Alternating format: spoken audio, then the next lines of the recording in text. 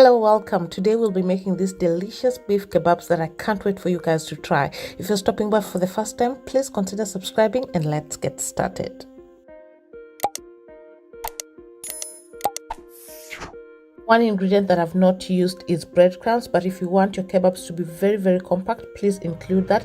I have coriander, flour, ground beef that is about more than half a kilo. I have eggs, and also I have garlic and ginger paste. And I also have chopped onions here. For the spices, please do not feel limited to use what I'm using. You can always switch up with what you want. I have paprika, black pepper, cumin, and a little bit of garam masala. The first step, we are going to beat our eggs.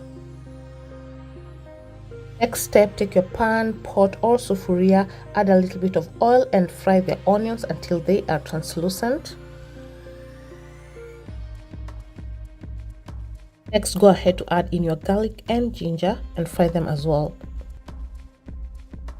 Next, go ahead to add in your spices and cook them for about a minute so that they release that beautiful flavor.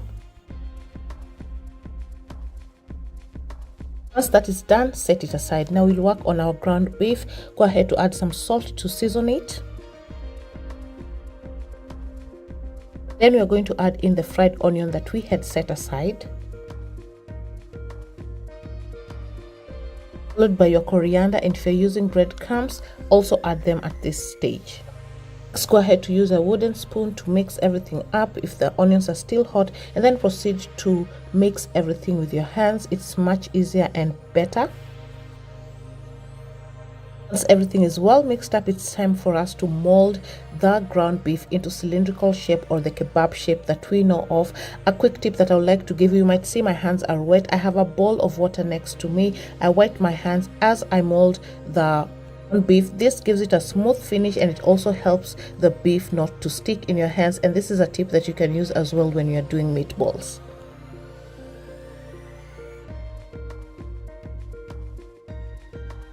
Sizes of your kebabs will depend according to your preference. Sometimes I do mini ones, but on this particular day I wanted to get done in the kitchen as fast as possible, and I did a little bit bigger sizes.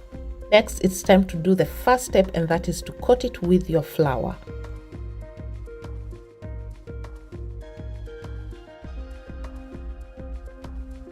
Once that is done, it's time to coat it with your egg wash.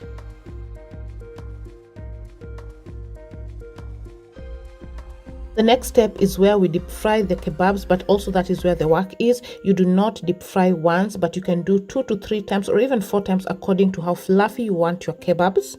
This first deep frying, we are not supposed to cook the kebab completely. It's just to bind the egg. You also don't want the egg to completely cook or brown or darken. And you can see they're not looking that quite pleasant, and that is what you're going for. You can see how it looks. It's not that fluffy, so we are going to coat it for the second time with the egg wash. You can make this your last coating, but I will do one more time, and that gives me the fluffiness that I like.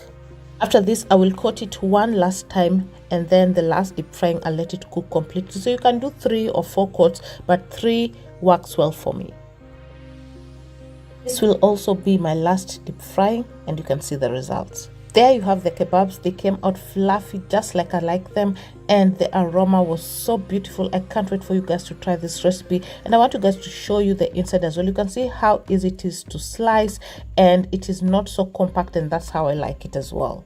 As you can see, our egg coating has given that beautiful golden brown color on the outside, and on the inside it is not brown or burnt because we were not completely cooking it when we were coating, and that is the importance of doing it step by step and letting the kebab completely cook only when you are done with the coatings. I really hope you did enjoy this recipe. If you liked it, please share it with your friends and family. Till next time, bye bye.